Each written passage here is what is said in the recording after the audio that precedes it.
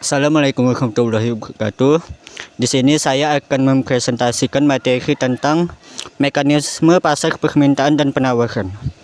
Yang pertama, pengertian mekanisme pasar. Mekanisme pasar adalah kecenderungan di pasar bebas sehingga terjadi perubahan harga sampai pasar menjadi seimbang, yakni sampai jumlah permintaan dan penawaran sama. Budiono mendefinisikan mekanisme pasar sebagai proses yang berjalan atas dasar gaya tarik-menarik antara konsumen dan produsen-produsen yang bertumpu di pasar. Dari proses tersebut, kemudian terbentuklah suatu harga atas barang di pasar barang dan faktor produksi di pasar faktor produksi. Pada prinsipnya, harga yang dibentuk oleh mekanisme pasar bergerak secara bebas sesuai hukum permintaan dan penawaran. Jika supply lebih besar dari demand, maka harga akan cenderung rendah. Begitupun juga demand lebih baik tinggi sementara supply terbatas, maka harga akan cenderung mengalami peningkatan. Mekanisme pasar yang bisa berjalan secara sehat dan dapat membentuk kondisi yang seimbang antara permintaan dan penawaran, yakni kondisi di mana tidak ada kelebihan ataupun kekurangan stok sehingga jumlah barang yang ditawarkan dalam satu periode tertentu sama dengan barang yang diminta. Pada kondisi inilah harga keseimbangan akan terbentuk.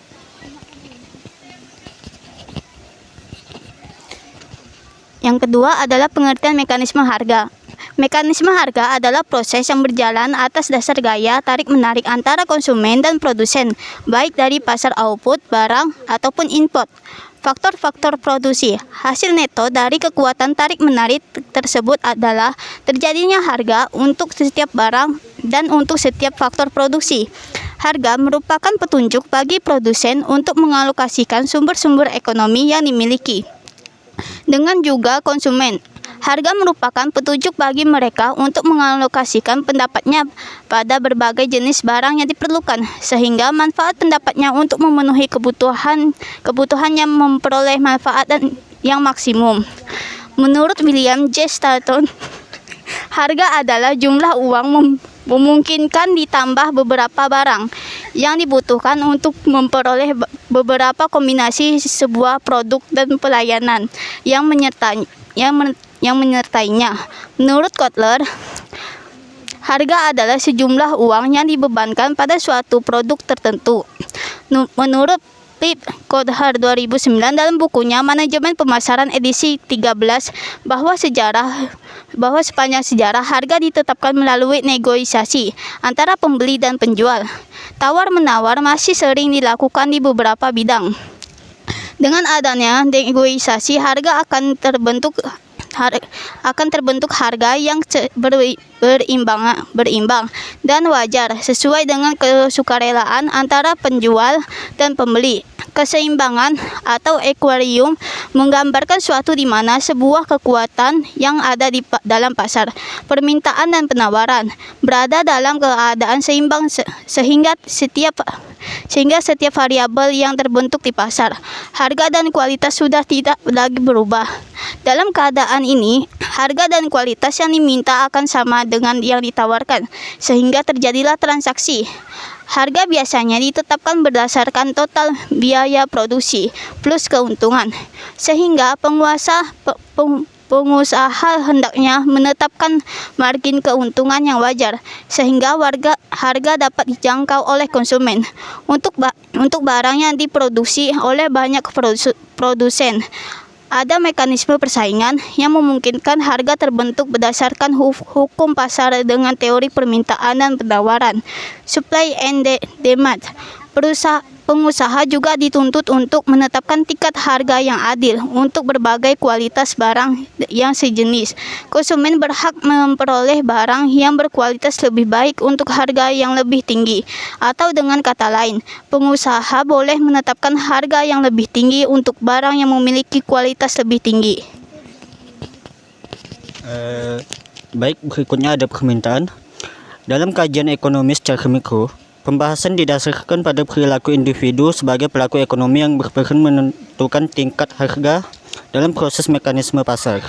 Mekanisme pasar itu sendiri adalah interaksi yang terjadi antara permintaan dari sisi konsumen dan penawaran dari sisi produsen, sehingga harga yang diciptakan merupakan perpaduan dari kekuatan masing-masing pihak tersebut.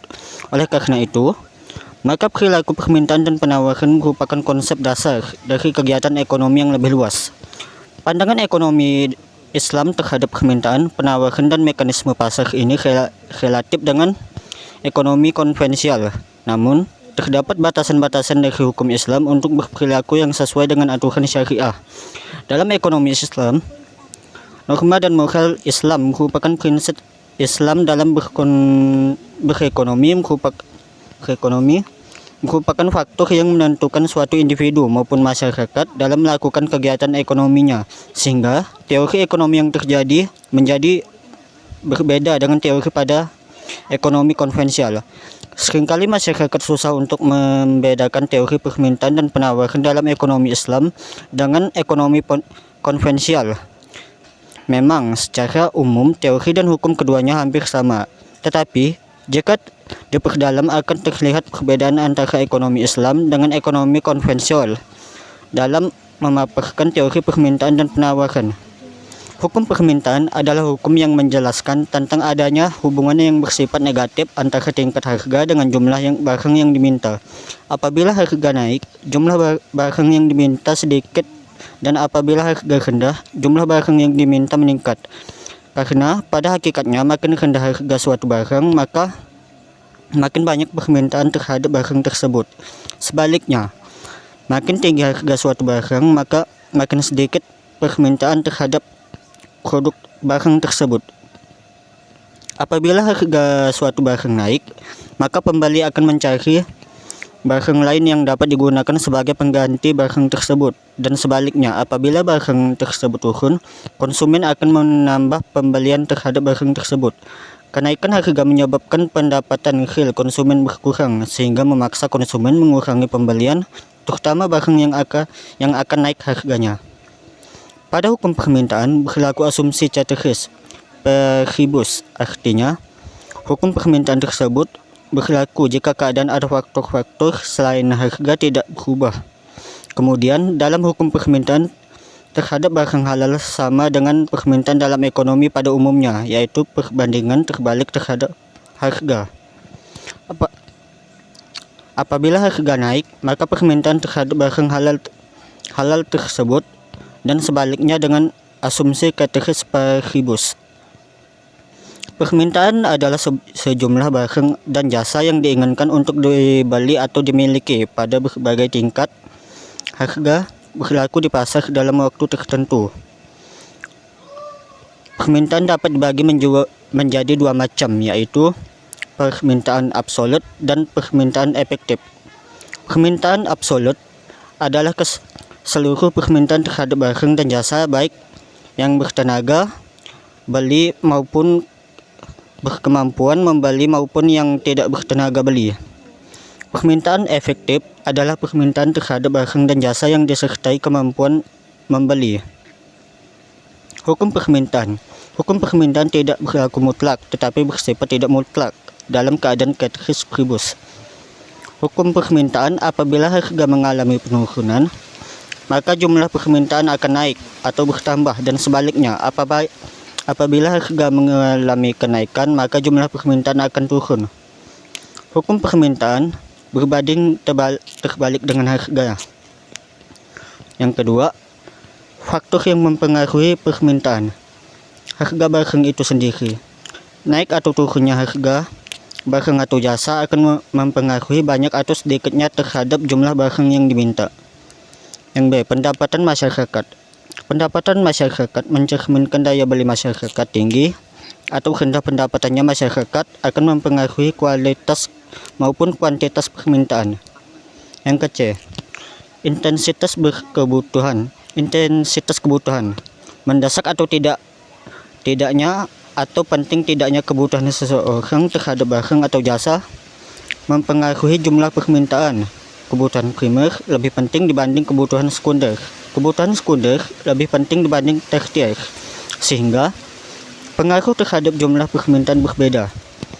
D. Distribusi pendapatan.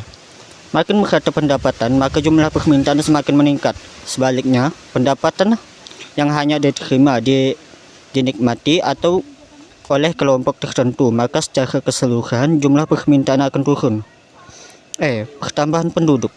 Jumlah penduduk akan mempengaruhi jumlah permintaan. Makin banyak penduduk, maka jumlah permintaan akan meningkat. F. Selera atau tes. Perkembangan mode pendidikan lingkungan akan mempengaruhi selera masyarakat, yang akan mempunyai pengaruh terhadap sejumlah permintaan. G. Barang pengganti. Adanya barang pengganti akan berpengaruh terhadap jumlah permintaan. Maka, pada saat harga barang naik, jika ada barang pengganti, maka jumlah permintaan akan dipengaruhinya. Jika pendapatan masyarakat naik, maka jumlah permintaan akan bertambah dan kurva permintaan akan bergeser ke kanan. Jika pendapatan masyarakat turun, maka jumlah permintaan akan berkurang dan kurva permintaan akan bergeser ke kiri. Dalam hukum permintaan, antara jumlah barang yang diminta dengan harganya memiliki hubungan yang negatif dan berlawanan arah. Hal ini dapat dikaitkan dengan daya beli atau kemampuan konsumen untuk membeli barang akan semakin menurun apabila harga barang mengalami peningkatan. Demikian sebaliknya, apabila harga barang mengalami penurunan, akan mengakibatkan daya beli konsumen naik. Contoh, Bu Ani memiliki uang sebesar 20.000 akan digunakan untuk membeli es krim yang harganya per buah sebesar 5.000. Maka Bu Ani akan mendapatkan es krim sebanyak 4 buah. Akan tetapi ketika harga naik menjadi sebesar 10.000 per buah, maka Bu Ani akan mendapatkan es krim sebanyak 2 buah. Selain terkait daya beli konsumen, hubungan negatif dalam hukum permintaan dapat disebabkan oleh pengganti barang dengan barang lain yang memiliki fungsi yang sama apabila harga barang tersebut mengalami peningkatan. Jadi, ketika harga es krim naik, ada kemungkinan konsumen akan menggantikan pembelian es krim dengan frozen yogurt. Berikut adalah hubungan antara permintaan es krim dengan harga es yang terlihat pada tabel tersebut. Kemudian akan dibuat lagi grafik pada kurva permintaan sebagai berikut. Pada gambar di atas menunjukkan bahwa sumbu horizontal menunjukkan jumlah atau banyaknya es krim yang diminta konsumen dan sumbu vertikal menunjukkan harga es krim. Dari gambar tersebut terlihat bahwa hubungan antara es krim dengan jumlah barang yang diminta memiliki hubungan yang negatif. Hal ini dapat dilihat dari kemiringan garis permintaan yang dimulai dari kiri atas ke kanan bawah. Dalam ekonomi dikenal pada permintaan pasar, yaitu kumpulan dari permintaan individual atau penjumlahan dari seluruh permintaan individu yang ada di pasar. Permintaan pasar secara grafis dapat didefinisikan sebagai jumlah secara horizontal dari permintaan individual yang ada di pasar. Penjumlahan secara horizontal berarti kalau secara grafik yang dijumlahkan dalam banyaknya barang yang diminta atau dibeli individu pada tingkat harga tertentu. Contohnya seperti ilustrasi permintaan pada gambar di atas. Pada gambar di atas merupakan contoh permintaan pasar. Untuk barang X dikonsumsi di pasar pendapat dua konsumen, yaitu konsumen A dan konsumen B. Pada tingkat 5.000, konsumen A membeli barang X sebanyak 10 unit dan konsumen B membeli sebanyak 10 unit. Sehingga permintaan pasar sebesar 20 unit akan diperoleh dari penjumlahan permintaan dari konsumen A dan konsumen B. Ketika harga turun menjadi 3.000, konsumen A meminta sebanyak 30 unit dan konsumen B meminta sebanyak 30 unit juga, sehingga pasar menjadi sebesar 60 unit. Pada tabel di bawah dapat dibuat kurva permintaan pasar barang X yang dapat dilihat. Dalam tabel tersebut dikenal ada istilahnya pergeseran dan pergerakan kurva. Permintaan istilah pergeseran kurva permintaan dipergunakan apabila variabel tersebut harga itu sendiri.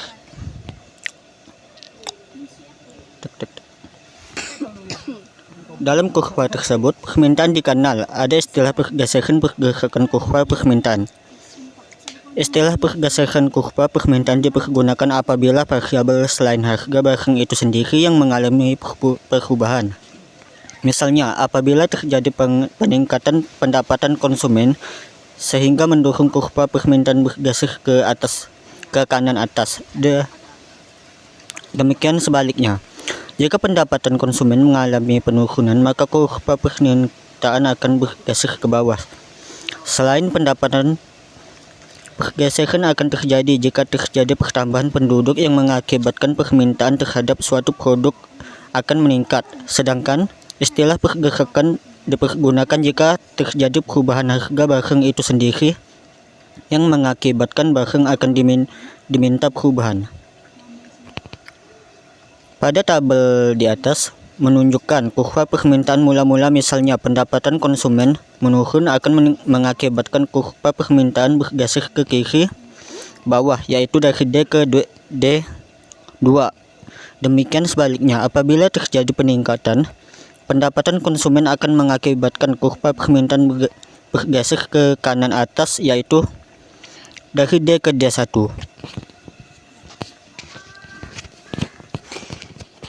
Selanjutnya, pengertian dan penawaran. Teori mikroekonomi selalu didefinisikan oleh ahli-ahli ekonomi sebagai suatu bidang studi dalam ilmu ekonomi yang menerangkan tentang kegiatan dalam bagian-bagian kecil dari keseluruhan perekonomiannya. Salah satunya teori penawaran. Penawaran supply dalam ilmu ekonomi adalah banyaknya barang atau jasa yang tersedia dan dapat ditawarkan oleh produsen kepada konsumen pada setiap waktu tertentu. Jadi, penawaran dapat didefinisikan yaitu banyaknya barang yang ditawarkan oleh penjual pada suatu pasar tertentu, pada periode tertentu, dan pada tingkat harga tertentu. Hukum penawaran menerangkan apabila harga sesuatu barang meningkat, kualitas barang ditawar akan meningkat, dan apabila harga sesuatu barang menurun, kualitas barang yang ditawarkan akan menurun. Hukum ini menunjukkan wujud hubungan positif antara tingkat harga dan kualitas barang yang ditawar. Hal ini disebabkan karena harga yang tinggi memberi keuntungan yang lebih kepada produsen. Jadi, produsen yang akan menawarkan lebih banyak barang. Harga yang tinggi menyebabkan produsen pendapatan barang tersebut sangat diminta oleh konsumen, tetapi penawarannya kurang di pasar. Penawaran adalah sejumlah barang dan jasa yang disediakan untuk dijual pada berbagai tingkat harga pada waktu dan tempat tertentu. Jumlahnya penawaran sebagai akibat adanya permintaan dan sebaliknya, sehingga antara penawaran dan permintaan tidak dapat dipisahkan. Hukum penawaran berbunyi, apabila harga naik, maka jumlah barang atau jasa yang ditawarkan meningkat, bertambah. Jika harga barang jasa turun, maka jumlah barang jasa yang ditawarkan berkurang turun. Hukum penawaran berbanding lurus dengan harga barang. Hukum ini juga tidak berlaku mutlak ceteris paribus. Produsen akan menambahkan penawaran untuk memenuhi permintaan. Teori penawaran yaitu teori yang menerangkan sifat penjual yang dalam menawarkan barang yang akan dijual. Gerakan sepanjang dan pergeseran kurva menawarkan perubahan dalam jumlah yang ditawarkan dalam berlaku sebagai akibat dari pergeseran kurva penawaran. Dengan kata lain, definisi penawaran bisa juga dijelaskan dengan proses atau segala situasi pada umumnya sumber-sumber dan teknik produksi yang digunakan oleh seseorang produsen dapat digunakan untuk memproduksi berbagai macam dan jumlah produk. Faktor yang memengaruhi penawaran terhadap suatu barang. A. Biaya produksi input. Tinggi rendahnya biaya produksi yang akan memperolehi harga jual yang pada akhirnya akan mempengaruhi jumlah yang ditawarkan. Teknologi. Maju mundurnya atau canggih tidaknya teknologi akan memengaruhi jumlah penawaran.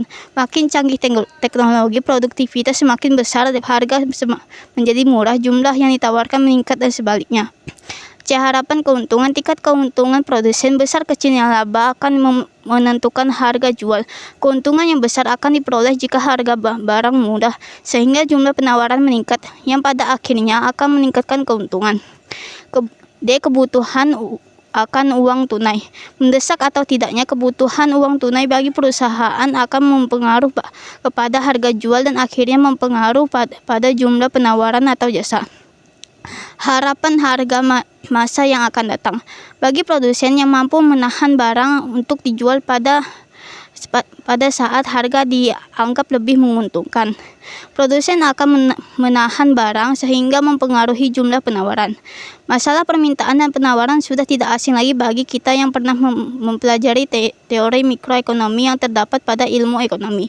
Permintaan dan penawaran juga sudah terjadi kegiatan sehari-hari bagi manusia dalam melakukan kegiatan perekonomiannya. Tentang produksi, suplai, harga, keuntungan produsen, pemasaran, pasar dibahas dalam konsep penawaran. Begitu juga dalam konsep permintaan dan membahas tentang konsumsi, konsumen, demand, kebutuhan hidup, harga yang selalu menjadi prioritas utama dalam menjalankan konsep permintaan. Hukum penawaran. Hukum penawaran adalah jika harga suatu barang naik, centris paribus juga jumlah barang yang ditawarkan akan naik. Demikian yang ditawarkan akan turun. Istilah centris paribus adalah selain variabel hingga barang itu sendiri diasumsikan tidak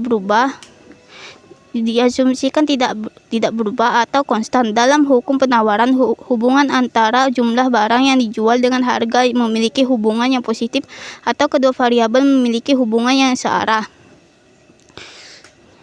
Dengan demikian, tinggi harga barang akan menarik bagi penjual untuk menjual produknya lebih banyak karena penjual berharap keuntungan yang diperoleh semakin besar. Di samping itu, dengan meningkatkan harga ada kemungkinan barang tersebut diminati oleh konsumen, tetapi penawaran di pasar kurang, sehingga mendorong bagi penjual untuk menawarkan lebih banyak. Tabel di bawah ini menunjukkan hubungan antara jual es krim yang dijual atau ditawarkan dengan harga es krim. Pada tabel di atas terlihat bahwa ketika harga barang X sebesar 5.000, maka jumlah barang X yang ditawarkan penjual sebanyak 5 unit. Ketika harga turun menjadi 4.000 per unit, maka jumlah barang yang ditawarkan penjual akan turun menjadi 4 unit dan seterusnya. Semakin tinggi harga suatu barang, maka jumlah barang yang ditawarkan akan semakin banyak. Pada umumnya, kurva penawaran digambarkan dari kiri bawah ke kanan atas. Untuk lebih jelasnya dapat dilihat pada gambar.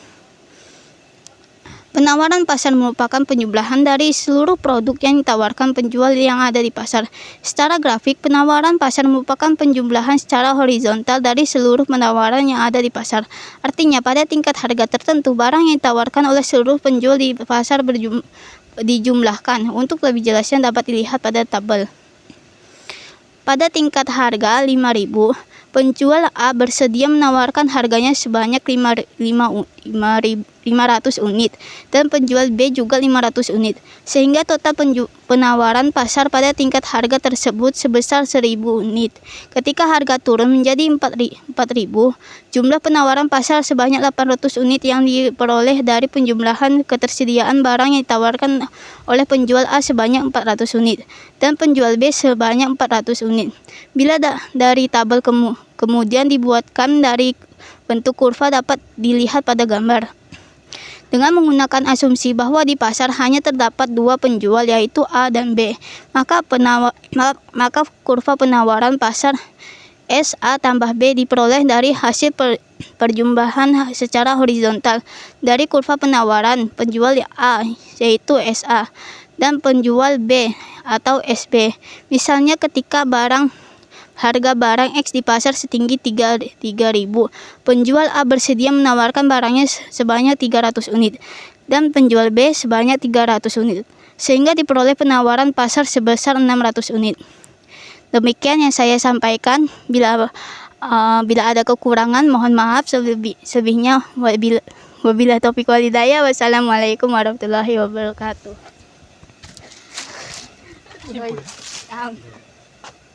Pakai lah untuk simpan.